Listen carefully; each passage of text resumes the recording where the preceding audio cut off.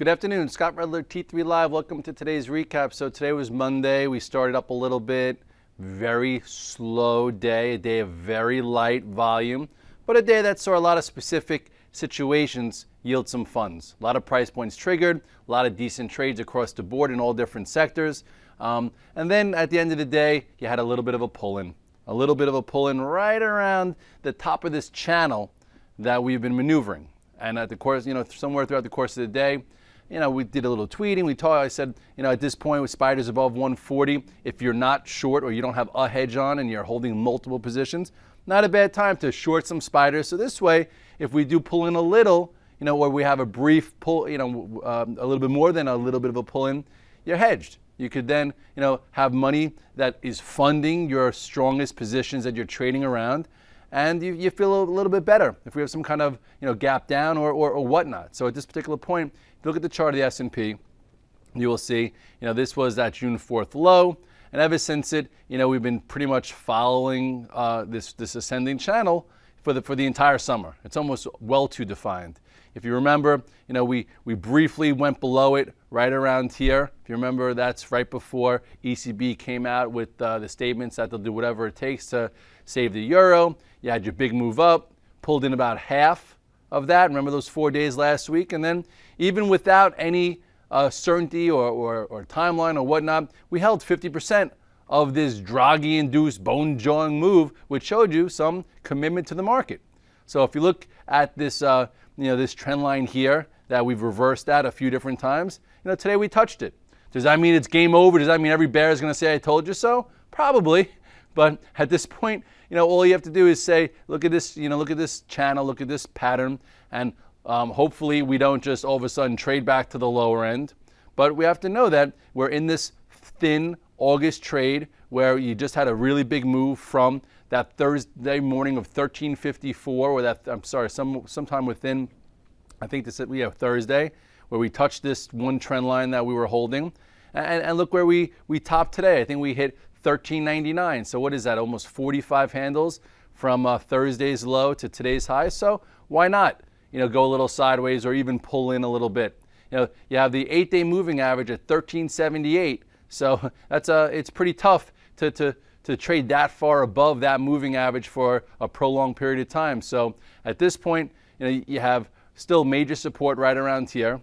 Okay, and then you have a little upper support too, which is around 1385. So I would say moving forward, we don't always have to be in a pent up momentum, bullish, don't let anyone in market. So at this point, if we do pull in a little bit, we'll be able to see relative strength. We'll be able to see plays that are worthy of cash flow. But for right now, we're still above this downtrend that we broke, actually on Friday, or we broke that the previous week, and then came back below, but it only took a day to reclaim it. So let's see how we handle this. Let's see if it's a real upper flag, which it doesn't have to be.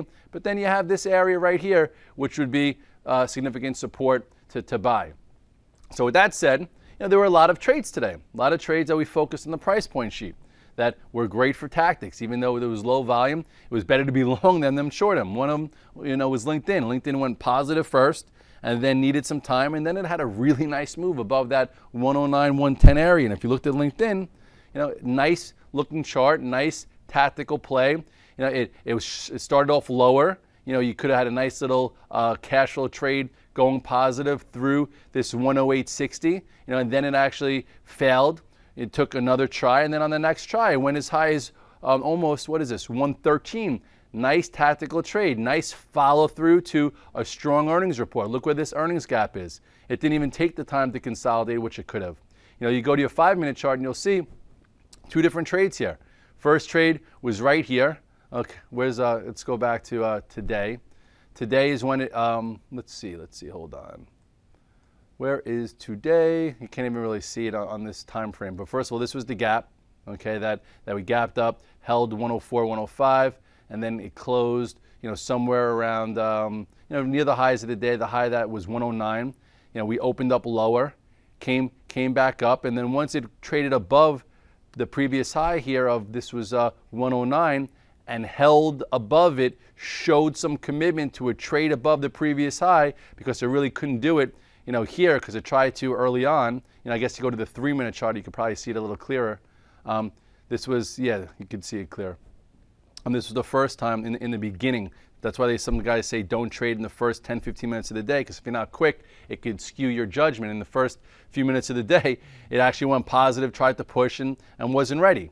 Then it came in a little bit, and then it woke up right here. This is when it woke back up at 10:30, needed an hour to absorb the big earnings move, and then this time it traded above your 109, held above it, nice bull flag, and then you had your big time squeeze. But some guys traded too much right here in the first 15 minutes of the day, and it wasn't ready. So next time it happened, like, oh, I'm not going to let LinkedIn get me again this time, but this time traded through, showed commitment above it, and then, this 109.50 gave you a nice clean entry all the way up to almost 111.50 without even taking a break before topping out at 113. So that was a nice continuation move. Apple, unless you're hiding under a rock, you know that we've been focusing on it. And yeah, after earnings was a little tricky at first, it did look like it might go a little further down. It didn't. It triggered above 580.80. You had a beeline move up until about 617. And then last week, when the market softened, it pulled in but held higher. The swing trade that I got involved in was right around 603. So if you go to your daily chart on Apple, you will see that was right around here.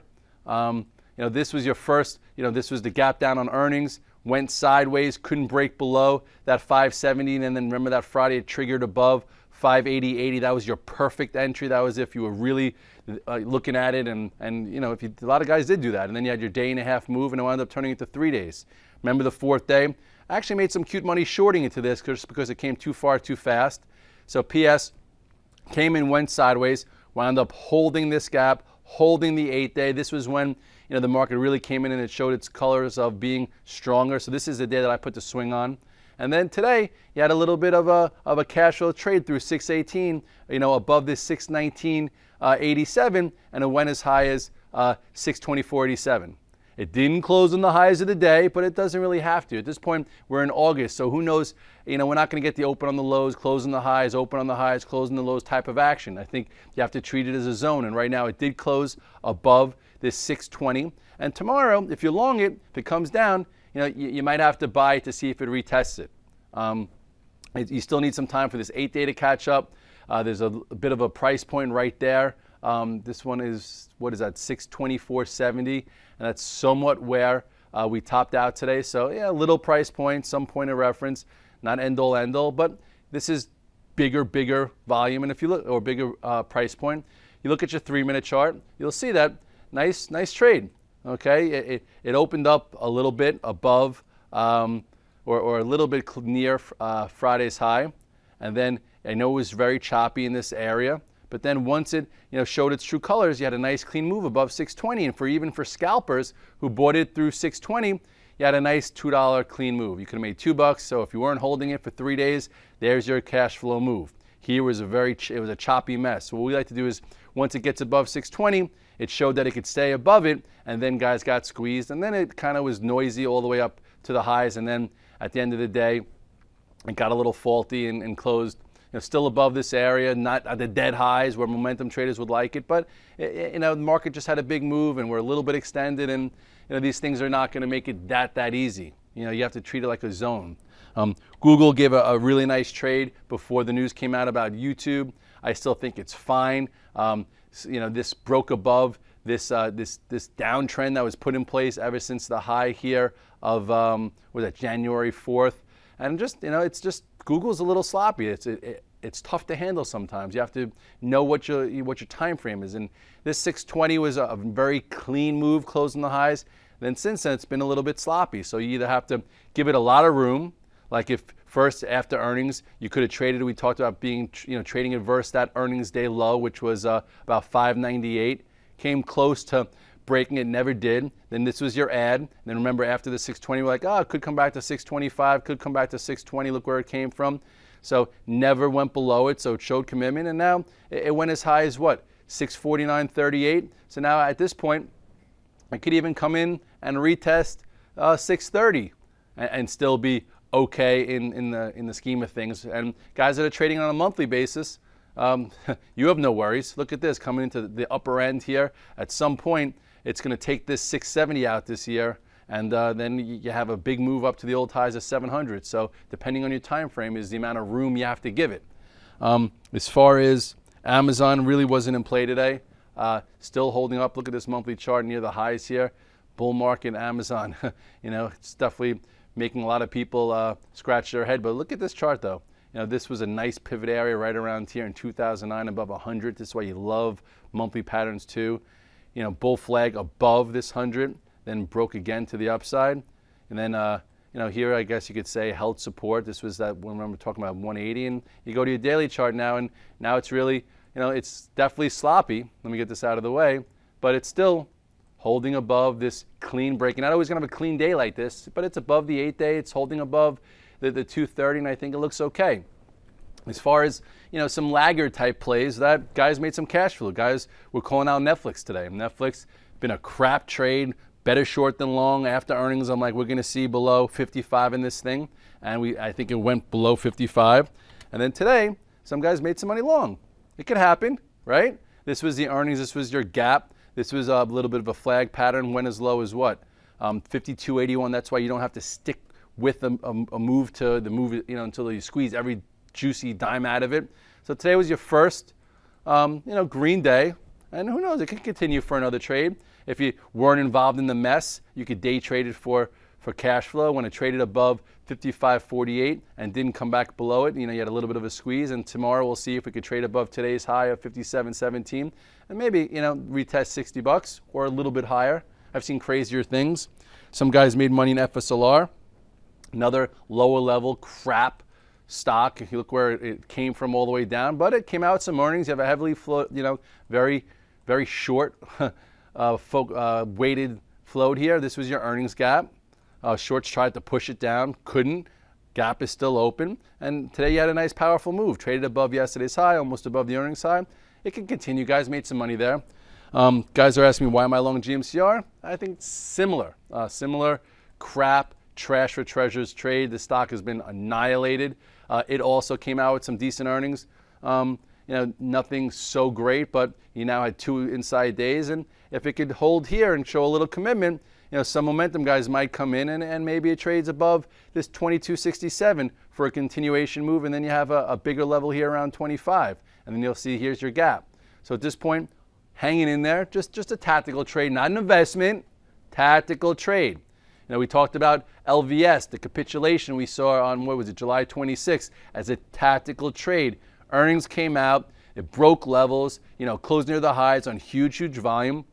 And since then, it's had some bad news, but every time it has bad news, it's been absorbing it and going higher. That goes to show you when things are priced in. Understand the game. Same way when it had its big move lower, there were some pieces of good news that were sold. Remember how many times RIM came out with good earnings and they sold it and like, why are they selling RIM's good earnings? Someone always knows something, and it obviously went a lot lower. So anyway, you look at the pattern here of LVS as a trade, it wound up working out pretty well. Here was your high on LVS. This was your stop. We talked about that many times. And then right down here on this reversal day, after earnings got put out of the way, we saw really big volume come in, and that was, I think I did give my 75% call there. Here's capitulation, volume, closed, off the lows, green bar, and now here we are, went as high as almost, 40.20. Nice tactical trade. I remember the day after, everyone's like, there's something wrong here, something wrong with LVS. You know what? It never traded below that low there. It showed some commitment. Stocks that have been beaten, battered, and bruised need some time to shake out. And then you had another move, showed some commitment. I think on the Twitter sphere, I talked about adding at 37.50, which was really right around here. What was that, 37.61? And now, 2 days later, you're coming into a bigger downtrend. So we'll see how it handles it. But right now, nice tactical trade for a week and a half if you were a swing trader. If you bought this stock and said, beat me, I'm putting my stop in at the low, you didn't get beat. And if you tactically bought it every time bad news came out and it absorbed it, even today, Sperling's like, look at LVS, it's down 80 cents. And then all of a sudden, 20 minutes later, it was down 20 cents and then it went positive and went $1. Nice tactical trade if that's what you were looking for. And if you were in there on the swing and didn't overtrade it, you're probably still there. No reason to get out yet. Definitely use a tier system and book some, but you could also trail some. The banks tried to break above, that level that we talked about on the FAS. Not much follow through, but typically there has been much follow through if you buy strength in the banks. I guess this red bar could lead to maybe a move to retest the 8-day. Stock like Goldman Sachs was a decent mover earlier on. Still closed okay, but goes to show you that you got to take trades along the way. A nice move off the lows, held higher, tried to break, but again, no real follow through. I think it's okay, but the banks aren't going to give you blockbuster moves. You have to, unfortunately, be a little bit more tactically perfect there. JP Morgan, still no real power, just methodically moving higher. But that's what the banks are going to do. The banks are not a super growth sector. People are trying to position into some value, and they think there's some value there. But they've been laggards for years. So anytime you try and chase them or buy the excitement, you better do it tactically, because if the momentum levels don't hold, you leave. You're better off buying these things at support and then selling them into strength versus adding to them. You could like play momentum in tech stocks and some other groups, but the banks, to play momentum just doesn't really make that much sense. As far as GLD, GLD, let's see what's going on here. I don't know who drew this, but at this point, still nothing. This is one of your downtrends where I guess we broke above, came back in, held the moving averages, and it's inching higher. Still has a nice channel here going sideways. Still the 200-day above it. Just nothing. There's so much better things out there to trade that make more sense that happen intraday versus at night. But I guess still keep your eyes on this area. We'll see how it handles this in the coming sessions. Big macro support still intact. It's just really a no trade for now. Let's see. Starbucks not really getting any traction yet. Still at this lower level. It's worth keeping on the radar. It's no green day here. It looks more like a bear flag now than something that's bottoming. So I got stopped out today when I went through the low of 43.65. No real traction. So I'm not going to wait. I might be getting out too early, but really your stop is if it breaks below 43.04 if you're treating it as a swing. But it really was never, I was more like trying to force something, I guess, or anticipating that the market started to get stronger. This should bounce, and really not much of a bounce here. So at this point, if it starts to break below 43.04, I would not be stubborn here. Maybe we get some kind of red dog reversal, but it doesn't look so great. Facebook acting a little better. I got long some on Friday. It was pretty strong today. I guess we'll see how it handles this little spot here, 22.16. Maybe it gets going and tries to retest this gap. I'm still long some. Everyone around 1990 was saying it's going to 16, talking about sweet 16s, this and that, and market doesn't like to let everyone win. So we'll see if it could float up a little bit.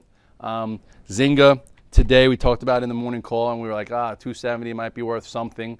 I know this little bar doesn't look like much, but still was up like 8-9% today. So maybe it gets a little bit more, tries to fill some of this gap. You can now be long this with a stop maybe at 266, but overall, no real volume, nothing to really write home about. But if you're looking for trades, which a lot of us are looking to do in this August type tape, and you look where we came from all the way down to here, here's your first green day.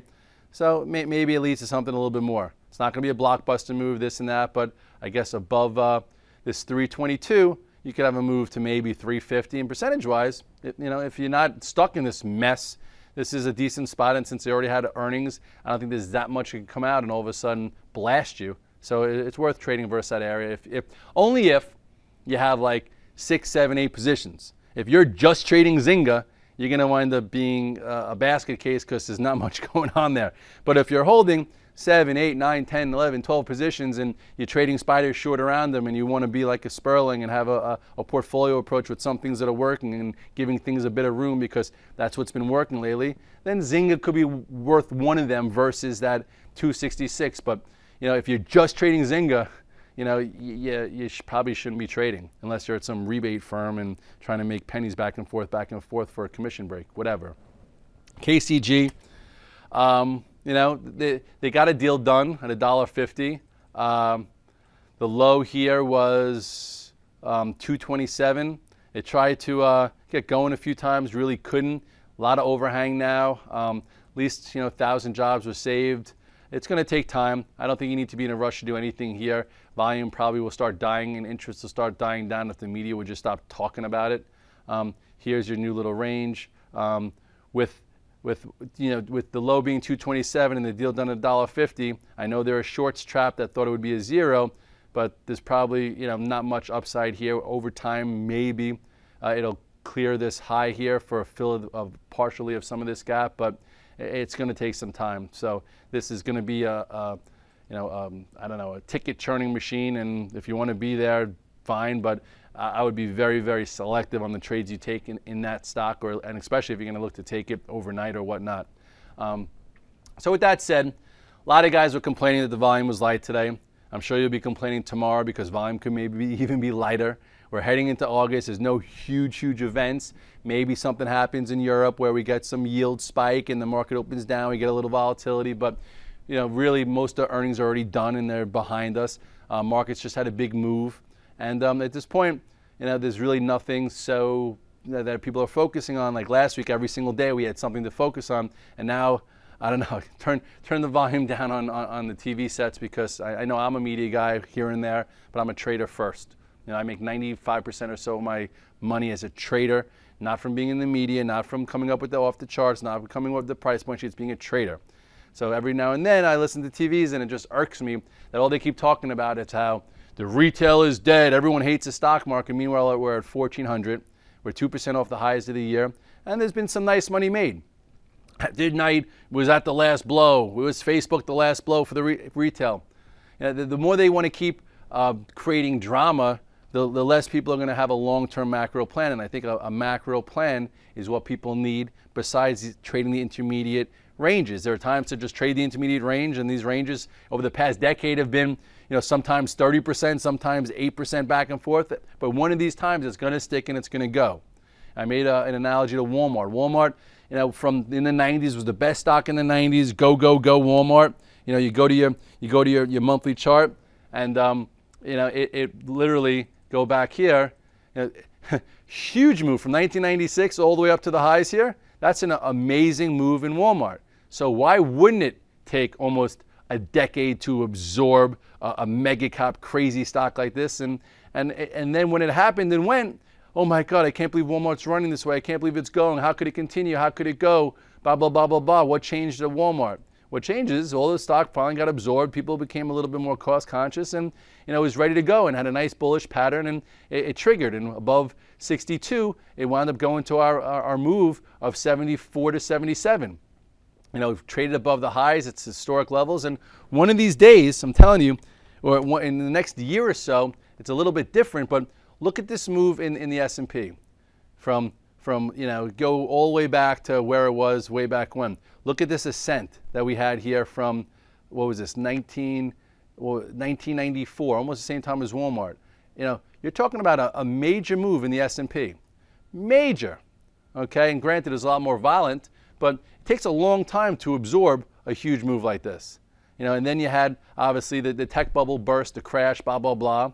And then you had a move right back up and then a move right back down. And at some point, it's going to, hold higher and frustrate everyone. And then I do think it's going to take out this 1545. I'm in the camp that we're going to take out this high in the next, could be 2 years, 3 years, 4 years, whatever it is. It's going to break out, go above.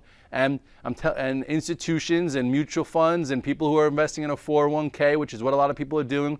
Maybe people aren't stock picking anymore, but they're putting money in a managed money account and they're buying S&P 500 funds. You're going to break this, and we're going to go. It's going to break that range. Granted, trading these ranges have been the way to go. And as an active intermediate professional trader and guys on the site, they're enjoying adding cash flow within this. But you need to have a macro stance here, and I am in the camp that we're not going to be at S&P 1000 in 2015. I think we take out these highs here, and obviously there'll be a lot of trades along the way. It all depends on your time frame, but all in all, look where we are versus these highs here, and all everyone keeps talking about is how the equity markets are dead. No one trusts the market. No one wants to be involved. Well, somebody is in the markets here. It's just being over dramatized by everyone out there that nobody is. I know that me and my wife have a long-term account. I talked to a lot of people that have long-term accounts. Big money guys might not be stock picking, but they have gazillions of dollars with money managers that are going into funds, and funds are just buying only. They're not trying to be cute. There is a time when hedge funds could be cute and make money on the short side when these buy-only mutual funds can't participate and they're just buying and buying and buying. But overall, that's where the real money is. The real money is in those funds. The real monies are in the pension plans. They're not in, hedge funds that are trying to be cute and make money back and forth. Because if you try and be too cute, you become ugly. So anyway, I'm just rambling. It's a Monday. I'm killing some time because I'm going to an event at the street tonight. If you guys want to go, the information's on the site. You can come and meet us, Jill, and the Option Profits team. But at this point, I just think that you have to know your time frame, and to listen to Bill Gross and not have any money in equities and say it's dead. I don't think that's the case. I think that you can make money. You can't just throw a dart at the wall like you used to. If you want to pick stocks, you better know what you're doing and know how to trade them. And if you want to not pick stocks, just every month put in S&P 500, and every time everyone says the market's dead, add a little bit more if you can. Or every time they say, you see huge headlines, worst week since, November 2010, that's when you add a little bit more and you keep cost averaging. And there will be a time if you have that plan. Yeah, if you're 70 years old, maybe it's not the right thing. If you're a baby boomer and you refinance your house 4 times and your 401k or IRA is not where it should be because you borrowed against it, maybe you shouldn't be putting it in the market right here, trying to time a move above 1420 to 1510 or so. But if you're in the workforce and you just started out and you're 5, 6, 7 years in, if your firm's going to match you 401k, you say, okay, I'm going all in. If they're going 8%, you go 8%. Okay, and then you do it and you stay with it. And if you want to learn how to then pick the right stocks using relative strength, using technicals, using a little common sense, we could do that, daily, weekly, monthly, on a different time frame in a different account. And we could also make money short. We've done that before many times. Granted, I'm more of I like to trade from a bullish stance, but you saw first quarter holding 15 positions, second quarter basically flat every night, using a short approach when the head and shoulders, top pattern triggered. And then this quarter has been a little choppy because you've had the wall of doom that the market's been climbing, and technically, you go to the chart here, it looks like if you don't listen to the TV and you don't look for everything that's negative out there, all in all, you have a tradable pattern since these June 4th lows that has just been working its way higher. And we'll see if that trend continues, and I would say stick with it until it doesn't. So that's it. Scott Redler, T3 Live, the recap. See you at the morning call with Brittany. Have a nice night.